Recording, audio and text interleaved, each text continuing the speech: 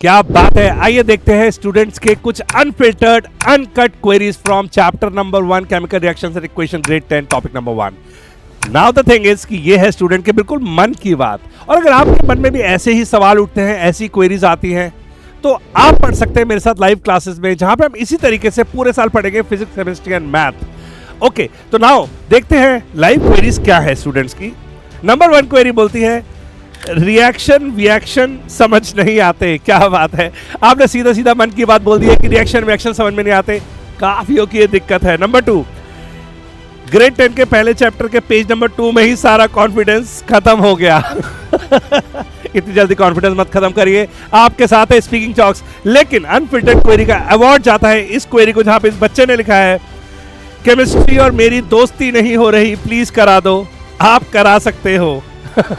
बहुत बढ़िया, आपने मेरे पे विश्वास दिखाया है, मैं पक्का आपकी दोस्ती केमिस्ट्री के साथ करा दूंगा। ऐसी कोई लड़ाई है भी नहीं। वैसे आपकी छोटे मोटे कॉन्सेप्ट्स होते हैं जिनकी वजह से कोई सब्जेक्ट हमें कम अच्छा लगने लग जाता है, और ये सारी गलती हम टीचर्स की है जिन्होंने आपको एक्सप्लेन नहीं किया। तो आप अपने आप को कम से कम दोषी ना करार दें। नाउ आगे बढ़ते हैं और देखते हैं कि अगर हमें इस चैप्टर को शुरू करना है, बिल्कुल 10th का पहला पहला चैप्टर है, अगर हमें इसे शुरू करना है तो हमें क्या मालूम होगा। तो हंसी खुशी ये चैप्टर शुरू हो जाएगा। नाउ हमने अपनी लाइफ में बहुत बार देखा है पका हुआ खाना और पिघलती हुई बर्फ। आई मीन ये तो सब कुछ साथ में भी हमने टेबल पे देखा है, शरबत भी और फूड भी। नाउ द थिंग इज कि जब बर्फ पिघलती है तो एक अलग बात होती है, एक अलग चेंज दिखाई देता है, और जब खाना पकता है तो एक अलग चेंज नजर आता है। ये क्या चेंजेस हैं? अगर हम ध्यान से देखें तो खाना पकने से पहले इसके इंग्रेडिएंट्स होते हैं, जैसे कि आलू हो गया, सब्जी हो गई, आटा हो गया। ये एक अलग तरीके से बिहेव कर रहे होते हैं, इनकी प्रॉपर्टीज अलग होती हैं। लेकिन एक बार ये खाने में तब्दील हो गए तो ये बिल्कुल डिफरेंट हो जाते हैं, इनकी प्रॉपर्टीज बदल जाती है। ऐसा नहीं है कि पके हुए खाने को हम वापस वेजिटेबल्स, फ्रेश वेजिटेबल्स में कन्वर्ट कर सकते हैं। ये वापस जाने का रास्ता इतना आसान अब नहीं है, या मैं बोलूं है ही नहीं। जहां तक बात हो रही है पिघली हुई बर्फ की, बर्फ पिघलती है, आप पानी को डालते हैं फ्रीजर में, वो फिर जम जाती है। आफ्टर ऑल है तो वो पानी ही। इसका मतलब इन दोनों में कुछ तो है जो इस चैप्टर में काम आने वाला है, और वो ये है कि ये एक फिजिकल चेंज है, जहां पे जो कंपाउंड था, जहां पे जो मटेरियल था, उसने अपनी स्टेट तो चेंज कर ली। जब जम गया तो बर्फ हो गई, सॉलिड हो गया, जब पिघल गया तो लिक्विड बन गया, वाटर बन गया, और जब गैसेस बन गया, उबाल आया तो वेपर बन गया। लेकिन है तो वो H2O।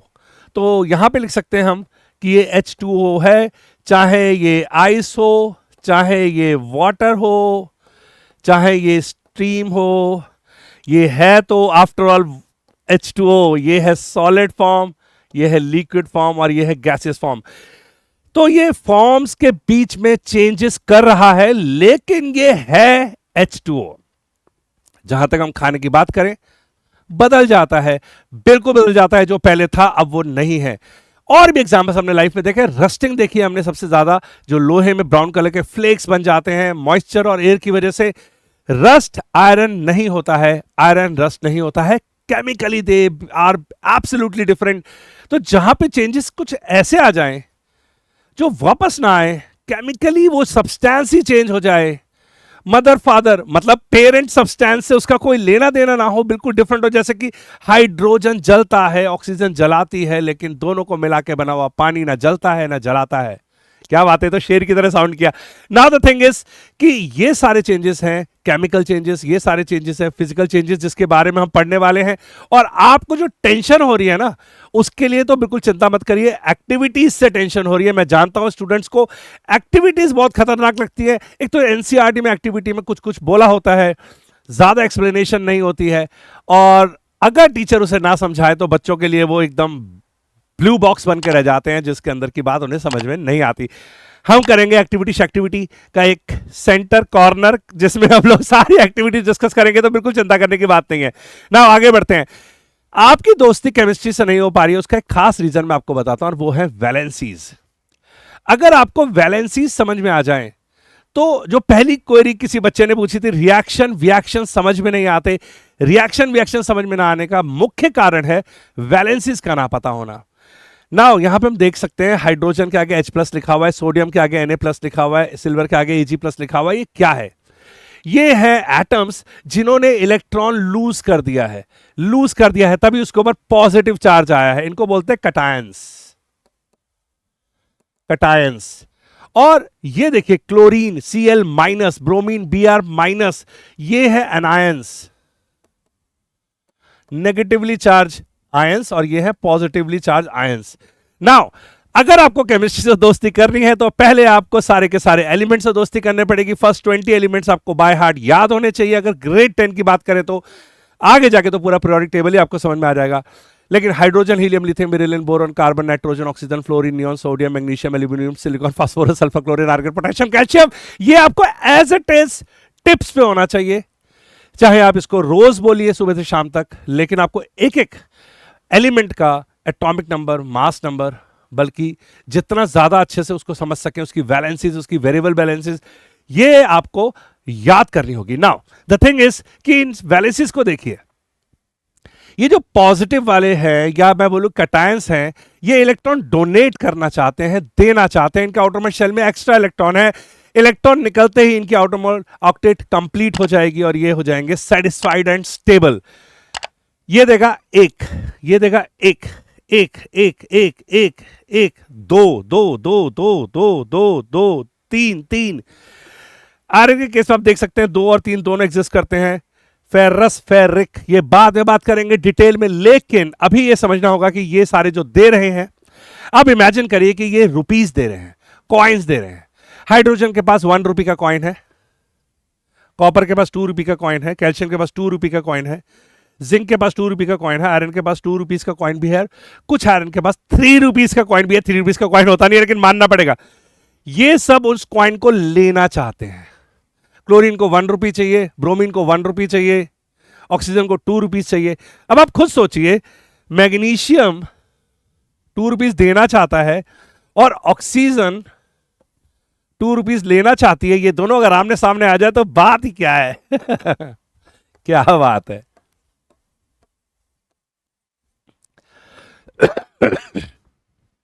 बात ही क्या है, वो 2 रुपीस देना चाहता है, वो 2 रुपीस देना चाहती है, बात खत्म हो गया। और जिन स्टूडेंट को ऐसा लगता है अरे बाप रे बाप इतना सिंपल थोड़ी ना होता है, तो मैं आपको बता दूं कि जो ये लेड है, कहां गया भाई लेड, लेड 2 रुपीस देना चाहता है, नाइट्रेट 1 ही रुपए लेना चाहता है। अब लेड कह रहा है मेरे पास 2 रुपीस है भाई, प्लीज ले लो। नाइट्रेट कह रहा है मुझे 1 ही रुपए चाहिए, तो कहता है ठीक है अपनी तरह एक और नाइट्रेट ढूंढ के ले आओ।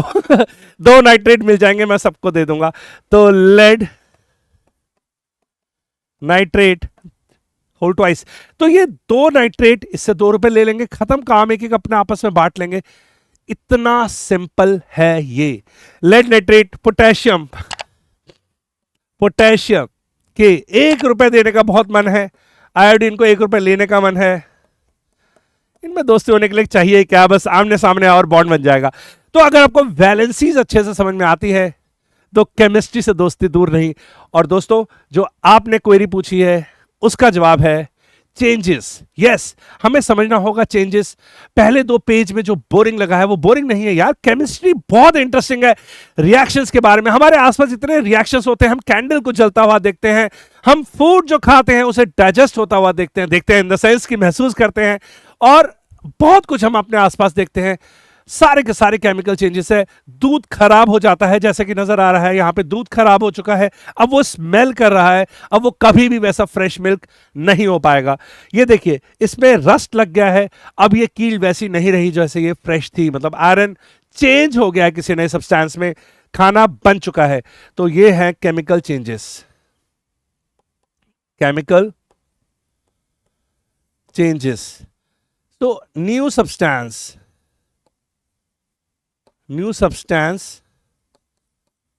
फॉर्म्ड। केमिकल चेंजेस में नए सब्सटेंस बनते हैं, और यही सबसे बड़ी दलील है कि केमिकल चेंज जब भी होगा तो पेरेंट्स जिनसे वो बना है सब्सटेंस उनसे अलग उसकी प्रॉपर्टीज होगी बिल्कुल। तो केमिकल सब्सटेंस ही चेंज हो जाता है, उसे बोलते हैं हम केमिकल रिएक्शंस, हम जिसके बारे में पढ़ना चाहते हैं, जैसे इस चैप्टर की मेन रीढ़ की हड्डी है। नाउ अगर आप देखें मेल्टिंग ऑफ आइस, तो पानी था, है और रहेगा। Breaking of this glass bottle, ये ग्लास था, है और रहेगा। टूट जाने से इसकी कॉम्पोजिशन में कोई फर्क नहीं आया है। मानते हैं, इन्हें बोलते हैं physical changes. Physical changes, no new substance is formed, no new substance is और आर फॉर्म्ड। तो फिजिकल चेंजेस और केमिकल चेंजेस के बीच में जब तक हम डिफरेंशिएट नहीं कर पाएंगे तब तक हम इस चैप्टर को ही शुरू नहीं कर पाते। अब हम बात करेंगे केमिकल चेंजेस, और केमिकल चेंजेस इतने सारे देखने को मिलते हैं हमें आसपास कि उनके बारे में क्यों ना पढ़े, लेकिन हमें पता कैसे चलेगा कि केमिकल चेंज हो चुका है, या मैं बोलूं केमिकल रिएक्शन हो चुका है, ये पता कैसे चलेगा?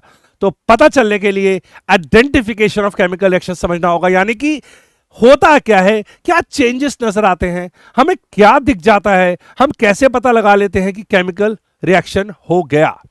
नाउ चेंजेस में सबसे पहला चेंज है चेंज ऑफ स्टेट।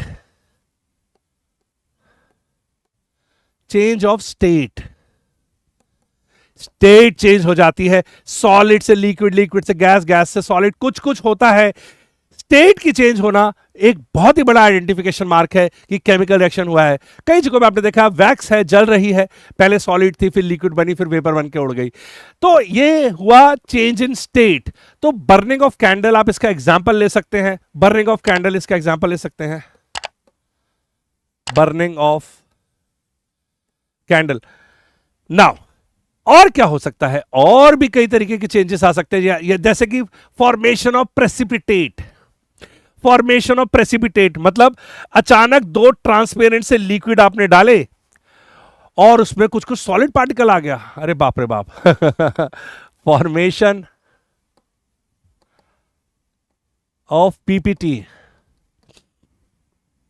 इसके लिए आपको बहुत एग्जांपल्स मिलेंगे, बट यहां पे साफ साफ नजर आ रहा है potassium iodide and lead nitrate. जब लेड आयोडाइड बनाता है तो वो लेड आयोडाइड जो होता है वो येलो कलर का होता है। यही हमारी एक्टिविटी 2 है शायद।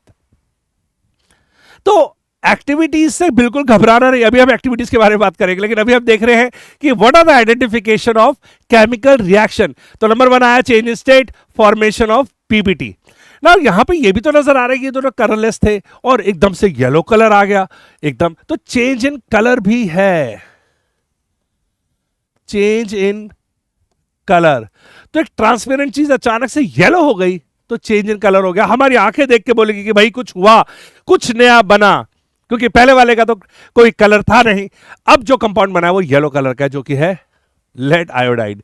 नाउ द थिंग इज कि ये सारी चीजें जरूरी नहीं है कि एक में एक ही चीज हो, एक से ज्यादा चेंजेस में देखने को मिल सकता है, हम इसके बारे में बात करेंगे। नाउ यहां पे क्या हो रहा है कि कैल्शियम ऑक्साइड के अंदर जब पानी डाला तो एकदम एफरवेंसेस निकले, गैस निकल रही है वगैरह वगैरह, या मैं बोलूं जिंक को H2SO4 में डाला तो हाइड्रोजन गैस निकल रही है। तो इवोल्यूशन ऑफ गैस, जब गैस निकलने लगी तो भाई गैस आई कहां से? जरूर केमिकल रिएक्शन में से वो प्रोडक्ट है, क्योंकि केमिकल रिएक्शन में लेफ्ट हैंड साइड में रिएक्टेंट्स होते हैं जो लोग रिएक्ट करते हैं, फिर एरो लगा होता है और फिर बनता है प्रोडक्ट। तो प्रोडक्ट में गैस बनी है तभी तो वो इवॉल्व हो रही है। तो ये जो बुलबुले उठ रहे हैं, एफरवेंसेस जिसे कहते हैं, ये है इवोल्यूशन ऑफ गैस। तो अगर इवोल्यूशन ऑफ गैस हो रही है तो हम कह सकते हैं कि केमिकल रिएक्शन हुआ है। तो ये हो जाएगा evolution of gas, evolution of gas. कई एग्जांपल्स हैं, जैसे कि Zn प्लस H2SO4 ले लो तो बनेगा ZnSO4 plus hydrogen gas. Okay, so the thing is कि आपको एक और चेंजेस देखने को मिल सकता है, वो है टेम्परेचर, चेंज इन टेम्परेचर।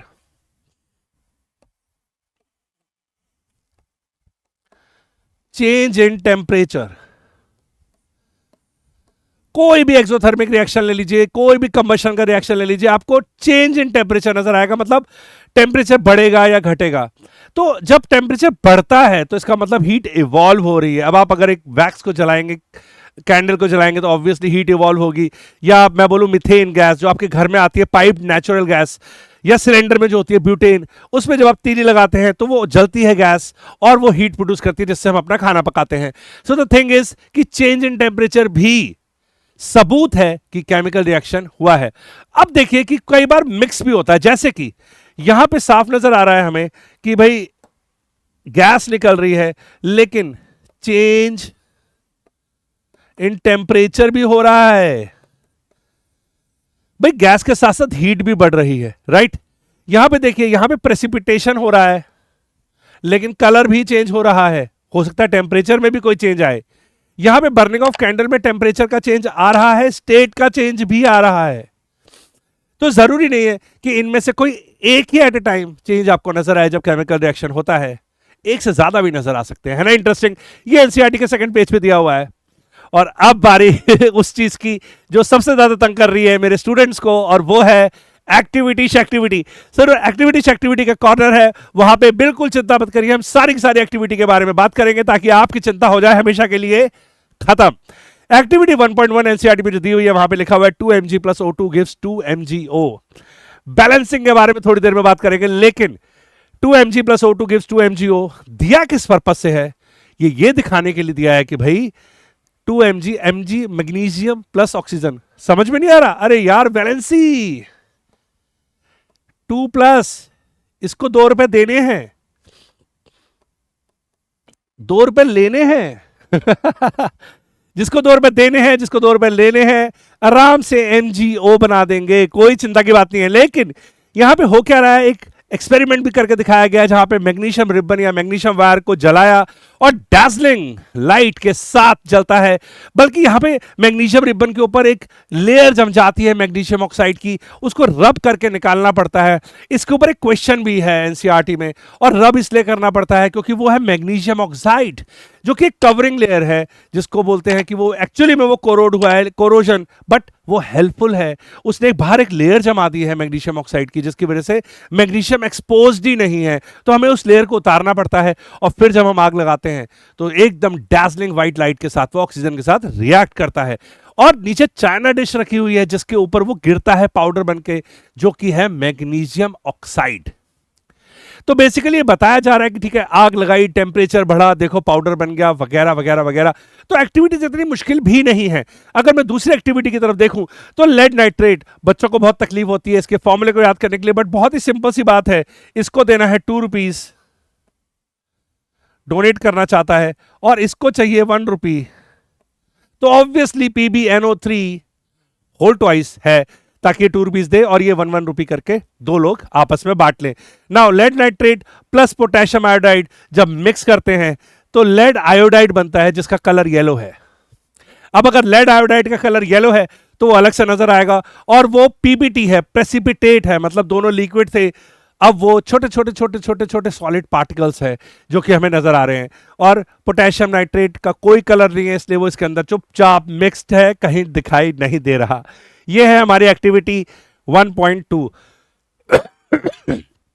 और एक्टिविटी 1.3 है जिंक प्लस H2SO4। बहुत ही सिंपल एक्टिविटी है, डिटेल में ना जाए बिना मैं सिर्फ इतना बोलूंगा कि जिंक हाइड्रोजन को हटा देती है और बोलती है कि मैं आऊंगी तेरी जगह पे, और बन जाता है जिंक सल्फेट, और हाइड्रोजन बेचारा अकेला अलग गैस बन के उड़ जाता है। और ये देखिए, ये देखिए, ये नोजल से गैस निकल रही है बाहर। अगर मैं इसमें यहां पे लाइटर लगा दूं, लगा ही देते हैं ना तो पॉप करके साउंड आएगी और एकदम से आग लग जाएगी।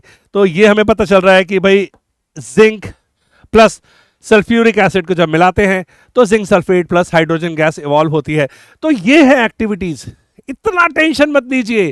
केमिस्ट्री से दोस्ती तो मैं आपकी करा के रहूंगा, और आपको इतना इजी लगेगा कि आपको ये सारे रिएक्शंस नींद में भी याद रहेंगे। नाउ बुक कहती है कि इस सेक्शन में हम देखना चाहेंगे कि एनसीईआरटी ने यही सारी बातें जो मैंने बोली है वो कहां लिखी है, ताकि आपके लिए नोट्स तैयार हो जाएं। एनसीईआरटी ने शुरू में ऑब्जर्वेशंस बताई है जो मैंने भी आपको बताया है। ग्रेप्स का फर्मेंट हो जाना, भाई अंगूर सड़ जाते हैं, केमिकल रिएक्शन, खाने का पक जाना, खाने का डाइजेस्ट हो जाना, हमारा सांस लेना और फूड को एनर्जी में कन्वर्ट करना, सारे के सारे केमिकल रिएक्शंस हैं। यहां एक डेफिनेशन भी दी हुई है, nature and the identity of the initial substance have somehow change. Chemical reaction में जो इनिशियल सब्सटेंस होते हैं, या मैं बोलूं रिएक्टेंट्स होते हैं, उनकी प्रॉपर्टी चेंज हो जाती है, और केमिकल रिएक्शन का ये डेफिनेशन यहां पे भी दी हुई है।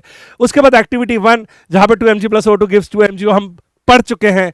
एक्टिविटी 2 जहां पे लेड नाइट्रेट और पोटेशियम आयोडाइड, लेड आयोडाइड और पोटेशियम नाइट्रेट बना रहे हैं। और एक्टिविटी 3 में zinc plus H2SO4। Zinc sulphate और हाइड्रोजन गैस बना रहे हैं, और केमिकल रिएक्शन को समझने का एक ही तरीका है कि यहां पे चेंज ऑफ स्टेट हुआ होगा, या चेंज इन कलर हुआ होगा, इवोल्यूशन ऑफ गैस हुआ होगा, चेंज इन टेम्परेचर हुआ होगा। इसके अलावा भी बहुत सारे चेंजेस होते हैं, बट वो हमारे नेकेड आइज से विजिबल नहीं है। ये वो चेंजेस है जो हमें दिखते हैं, और इनको देख के हम बता सकते हैं कि केमिकल रिएक्शन हुआ है।